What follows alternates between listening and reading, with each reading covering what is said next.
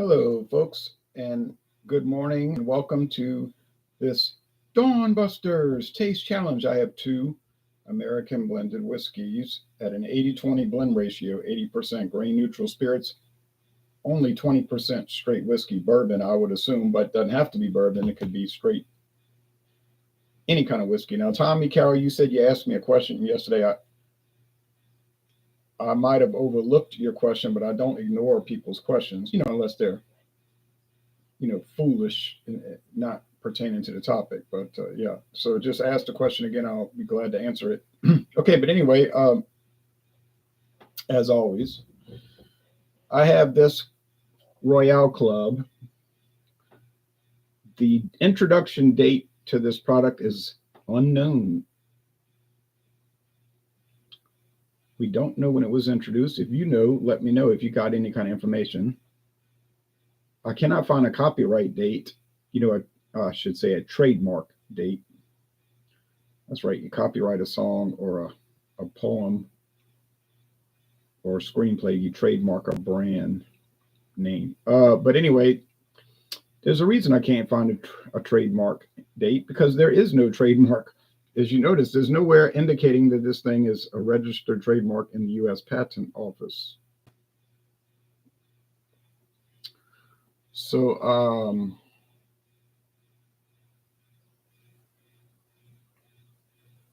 I guess County Line Distillers doesn't feel like it makes sense to pay the little bit of money to get it done. All right. And they probably figure no one's going to steal that trademark. No one wants it. Well, that's the case. So it looks like an old style label. It looks like something from the 1950s, really. That's a total guess. You know what I'm saying? It might be from 1989 for all I know, but it does look like an old time label. I guess some kind of way you could track down the introduction date, but it would be a lot of work. Maybe Sazerac knows, but they probably don't know. They probably just bought it from somebody. They might know. I don't know.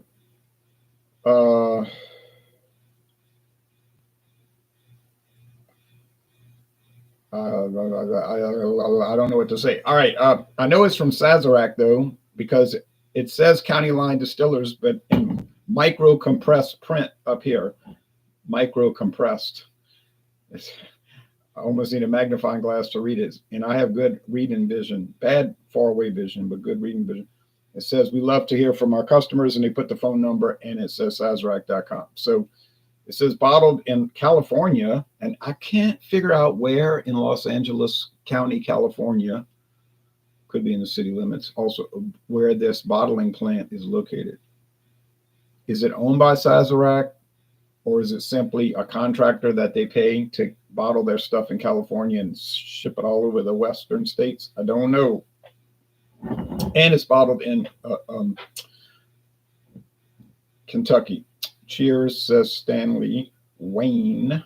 Roll. Cheers to you, Wayne. Well, once again, Tommy, you're saying I didn't answer a question, and I don't know what the question is. I'll tell you one thing. There's some problems on this platform that we're watching here. People will ask me questions, and I'll reply, and then it'll show it again like I never replied. Can't control it. I can't control if it doesn't process.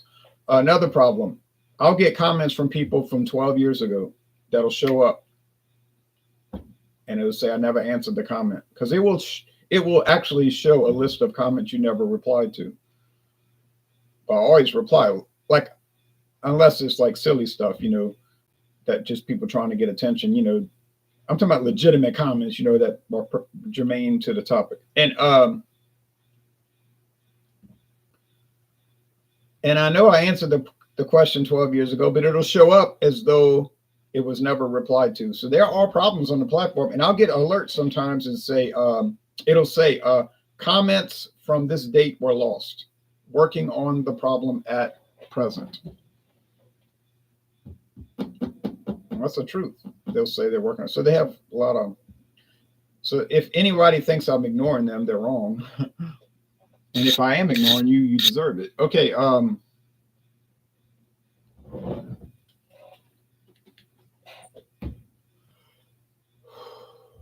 Wayne says, I'm the same way. I can't naturally see far away and need glasses for that, but can read without any glasses at all. People always say, what kind of reading glasses do you buy? I tell them, none. I don't need them. I would buy them if I needed to read, needed glasses to read, but I don't. So I don't buy them. Okay. That's an ink pen and a pen. I hate looking at that. Okay. Texas 254. I should have waited to turn the lamp on.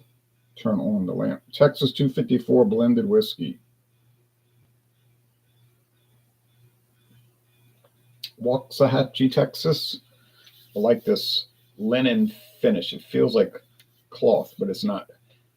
Big glass bottle, not plastic like some of the really cheap ones.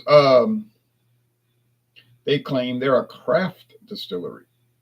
Whatever that means different things to different people. It's also 80-20 blend ratio, but this one has an age statement. It says age 2 years. I forgot my glasses.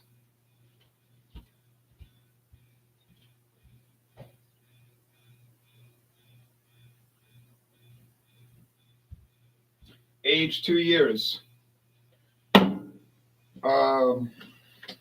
And it's not just bottled in Texas and like produced by one of these big contract companies like MGP. No. It's actually produced in Texas at that distillery and bottled there. So it's a home produced product. But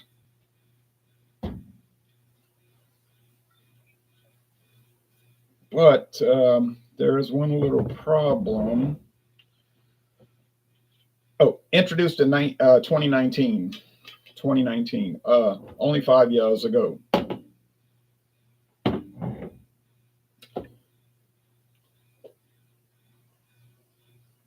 Now here it doesn't say anything about being trademarked. There's no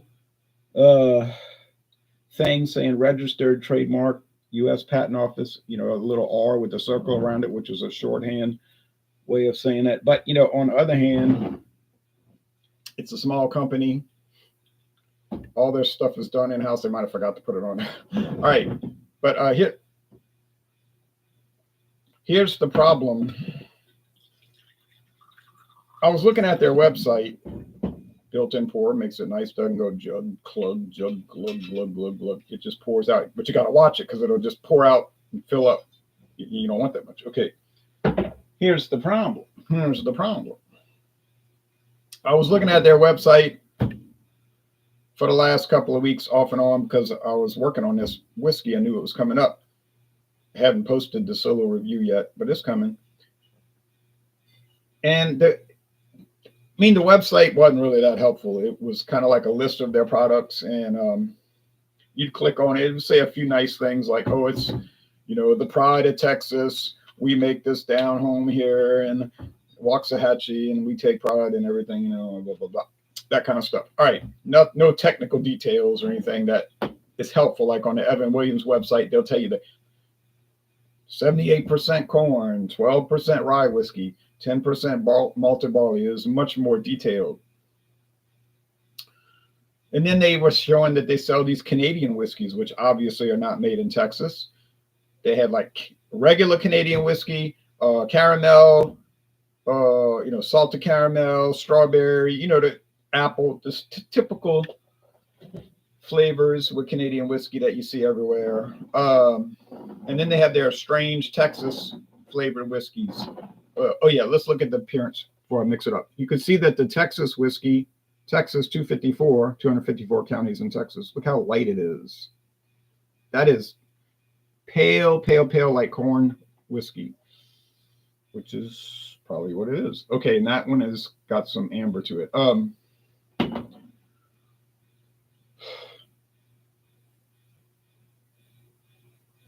They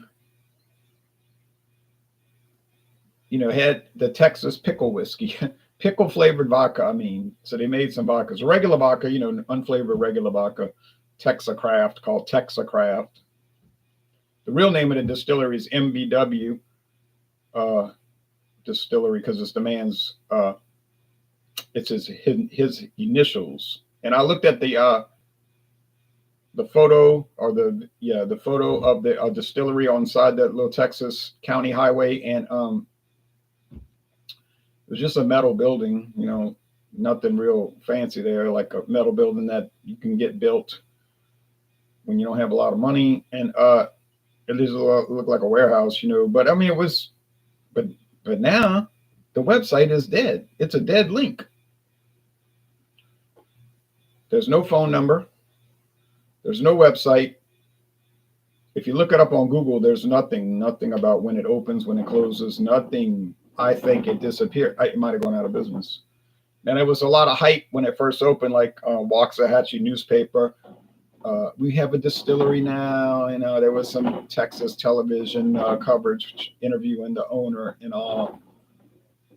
But as we know, a lot of times these little independent companies,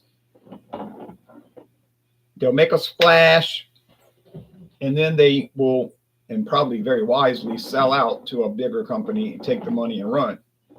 Just like Billy Joe and Bobby Sue. Because what happens is, sometimes if you don't have the good cash flow, it's hard to get the distribution done, and you just can't keep up with production. And then people, how people are all fickle. They want to run after one brand, and they're running after something else. So they'll forget you fast. In the craft beer world, that happens. Everybody's all excited about a brand. I got to go get my KBS. I remember KBS would sell out in 2 hours. Now it sits on the shelf and nobody even cares about it. And a lot of these little independent companies, if they don't get bought out, then they'll just disappear, overnight, like they're gone,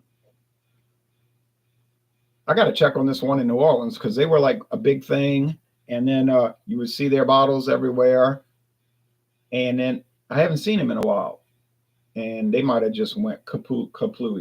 So for the past week and a half, I've been checking their website, and it will not come up. It just says, like it's non-functioning. It doesn't function. Now, yes, that did happen to Sazerac years ago, but they were reformulating their website. They were revamping their website, and they told me that on the phone. Yeah, well, we're working on it. They worked on it. It took them forever.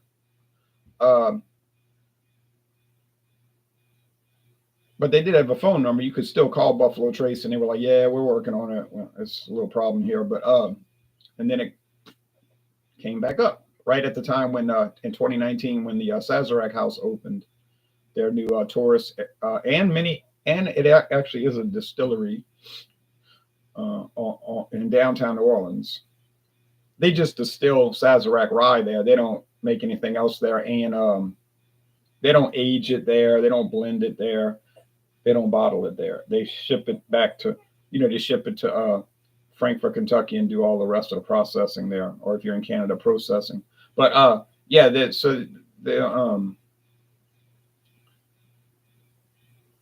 you say, well, what's the purpose of having that distillery? Just, you know what the purpose of tourism. People can go see how it's made. And it's very interesting. And it's free. Sazerac charges no entrance fee for their tours. No fee. Free samples too. Free parking. Now, obviously, there's a punchline. At the end of the tour, there's a huge gift shop where you're obviously encouraged to buy all kind of trinkets, glassware, actual liquor. And of course, that's what people do. But then you see that at the end of the paid tours also. Whether you're paying or not paying, you're going to have the gift shop at the end of the tour. So Sazerac is cool about that. And they're not allowed on the Bourbon Trail. When there's this tourist thing in Kentucky called the Bourbon Trail, and you can get brochures or online, on your phone or whatever, and follow it and take all the tour. But they're not allowed on it because you have to charge a fee to be on the tour. And they said no. So they're not allowed to be part of the Bourbon Trail. But Buffalo Trace said, we don't care. We sell a lot of liquor. We ain't worried about that. All right. Smell time. Now, is it possible that Texas 254 could be using straight corn whiskey rather than bourbon in their blend? Certainly possible.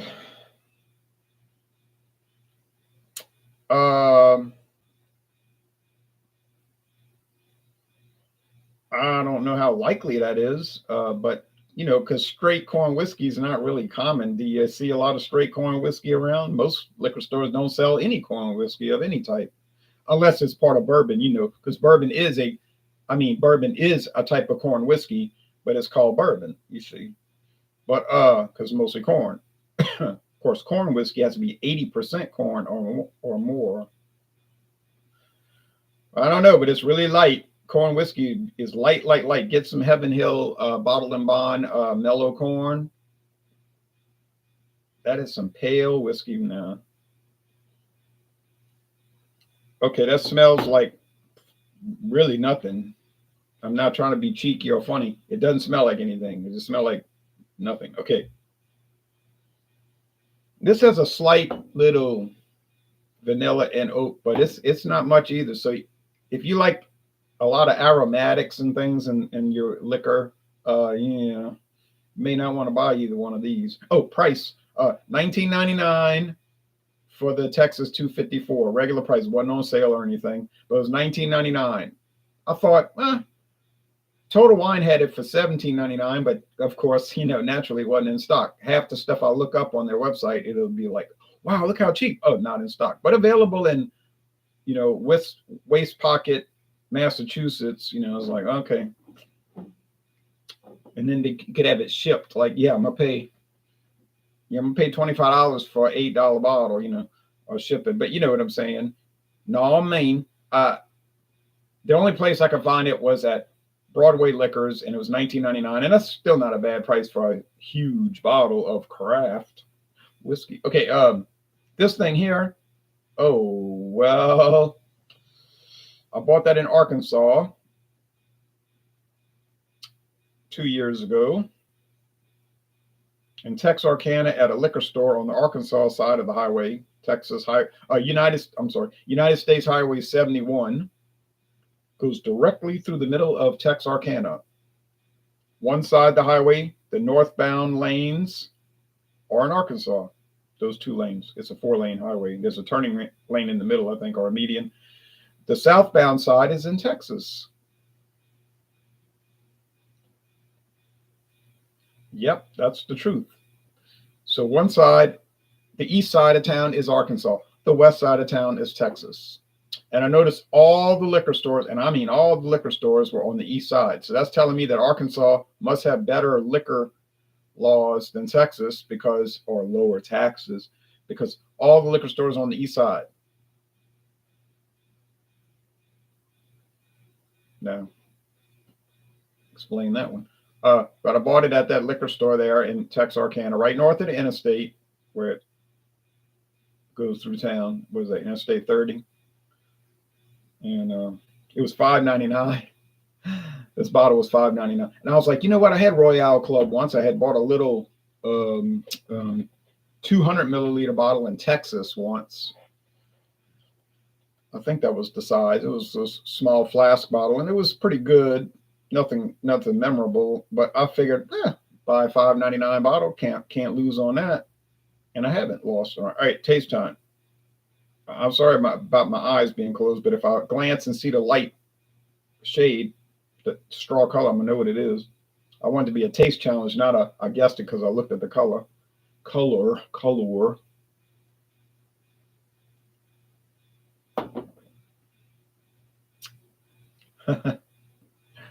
Oh man, that tastes like sweet corn.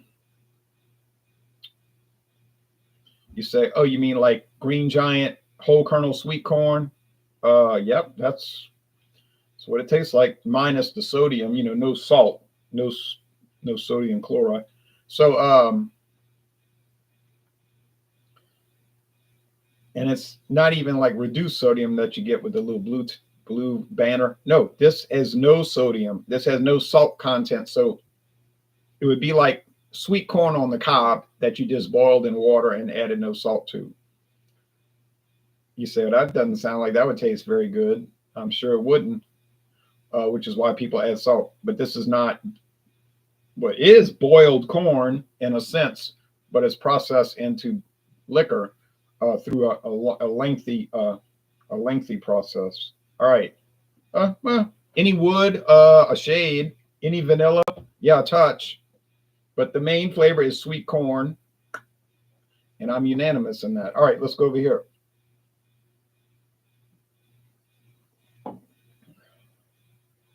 Now here, I'm picking up a bourbon flavor.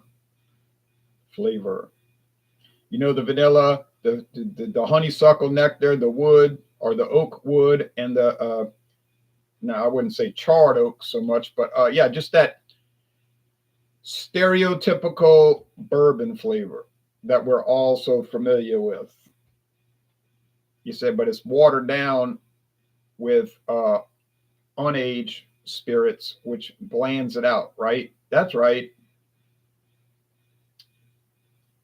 Much blander than bourbon, which some people like because they think bourbon is too strong and nasty to them.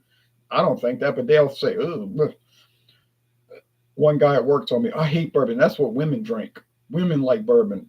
I was like, I don't know where you coming from with this. You know, it's like, do you think about what you say or you just say stuff?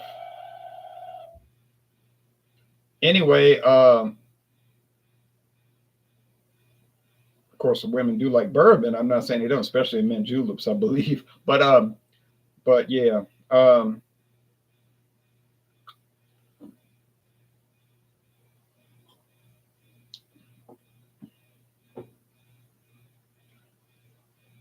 Is it a big difference in flavor? I wouldn't go that far. That was a little bitey there. Yeah. Now, if you want to try some really strange American blended whiskeys, get those from Heaven Hill. Oh, some of them will hurt you. You'd be feeling pain just sipping it. You say, well, you drink too much, you got ill. No, I mean, just sipping it is painful. Tastes like honeydew melon and all kind of other exotic, weird flavors. But even Heaven Hill admitted on YouTube that they make it there blended out of cast off, meaning bourbon that they tasted and said, oh no, we're not putting Heaven Hill's name on this, but we'll put it on this blend. Let the hobos drink it. You know, but I shouldn't say that, but that's probably what the thinking is. Okay.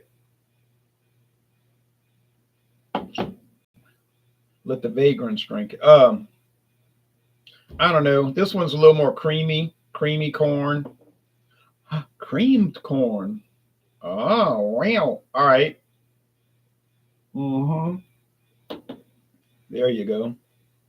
Cream corn and a little bit bitey whole kernel corn. Well, okay. Would I pay more for one over the other? Oh no, I don't suppose so. I know. One is a craft whiskey, and the other one's mass production. Yeah, but the final analysis, they don't taste very different one from another. Would I have to pay $19.99 for a handle of this? No way. I might be able to find a handle of this for $12.99. Probably be more like $13 or $14.99. But I mean, I probably won't have to go to Texas or Arkansas to find it. I've never seen Royale Club anywhere in Louisiana, but no, I wouldn't pay an extra $4 or $5. No way. I wouldn't pay extra anything. I'd just get whatever's cheaper, which in this case would be Royale Club. So that means Royale Club wins by default. And yesterday, Old Thompson won. I didn't necessarily have a better flavor yesterday, but it didn't have a worse flavor, and I was able to tell it apart. And furthermore, it was a lot cheaper. You know, it's a pretty good amount cheaper, $4 or $5 cheaper. And you say, well, you don't You don't want to pay extra ever. You don't ever want to pay extra for liquor. Yeah, I do when it's better. But when it's even, then I'll get what's cheaper. It's common sense. It's like light beer. People say, why you buy Milwaukee's Best Light? I say, A, it's in some cases better than the other bigger light beers. It's definitely not worse. And I can always save money on it. So why would I buy Bud Light or Miller Lite or Coors Light or Michelob Ultra when I could buy Milwaukee's Best Light for much cheaper, and it tastes as good, if not better. And I think in some cases better. So yeah, you pay the extra money to get no benefit on it. You do that. I'm not.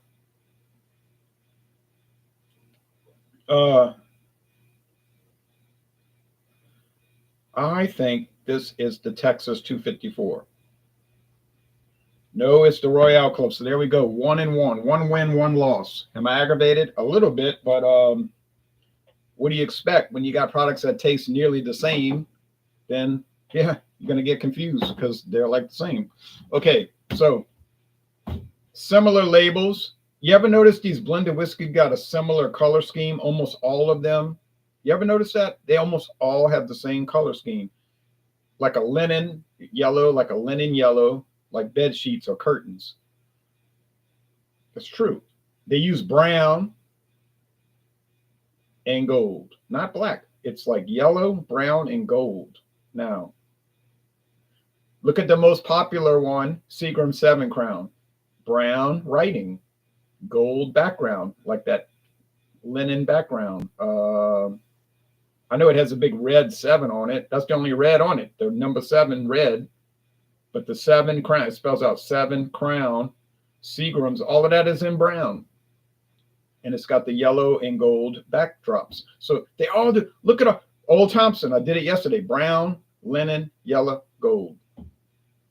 Brown, linen, yellow, gold. Brown, linen, yellow, gold. I got other ones in the kitchen I'm about to bring in to taste challenges soon enough, and they're going to have the same color scheme. It's like ice beer, light beer. Light beer almost always has blue, silver, a blue or in silver color scheme. Light beers. Now, ice uses silver and red and blue usually, but look at all your light beers. Bud Light, Coors Light, Miller Light, Old Milwaukee Light, Keystone Light, Milwaukee's Best Light. You see the pattern? Light blue or not so dark blue. Now, Bud Light uses the darkest blue, is like a cobalt blue. Silver. They might have little red accents here or there, but it's almost, and then like Milwaukee's Best uses a gold accent, but it's always blue and silver. Blue and silver. I'm the same way, says Wayne. I can't naturally see. Oh, already read that. Jeff says, can you get Canadian Club where you're at? Cheers, Ron. Yes, I can. Maybe not in this town, but somebody probably sells it. I don't recall. Oh yeah, you know what? I think Winn-Dixie sells it in the different size bottles, the 750 and the 1,750, the handle. Yeah, I can get it. And I've had it, and I like it. Canadian Club, good stuff. To me. Jeff says, Royale Club sounds like a marketing ploy of Crown Royal and Canadian Club labels. Yeah, that's probably what it is. And it's probably not fooling anybody on earth. And it's trying to be all fancy, like showing a knight armor, 2 crowns, a lion. It says, En Grand Seigneur, a grand symbol. We proudly display for your recognition our crest of excellence. Its presence is your assurance of a superior blend of whiskeys. And they don't even spell whiskeys. I don't think this, but maybe that's an alternative spelling, because I thought it was Skies, but they're spelling it whiskey and just adding the S to the end of it. But could be alternative spelling. Because I always spell it Whiskies.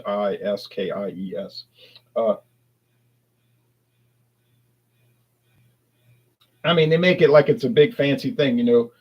Royale Club is an entity derived by blending several superbly refined straight whiskeys. Several. So they're using more than one straight whiskey. Probably, like I said, Buffalo Trace that went bad. And grain neutral spirits, each having a special quality of its own, together to achieve a harmonious marriage of these qualities. Thus is created a perfect whiskey which possesses sparkling clarity, mild taste, dot, dot, dot, dot, dot, dot, dot, dot, dot, dot, dot, dot. They got so many dots and more. They did that so they could fill out the paragraph. Usually you have three dots, right? 1, 2, 3. What they got? 1, 2, 3, 4, 5, 6, 7, 8, 9, 10. So they're claiming it's a perfect whiskey. Imagine that. Here is a perfect whiskey from Buffalo Trace, and they're so proud of it, they won't even put their own name on it. They call it a County Line Distillers, an alias name.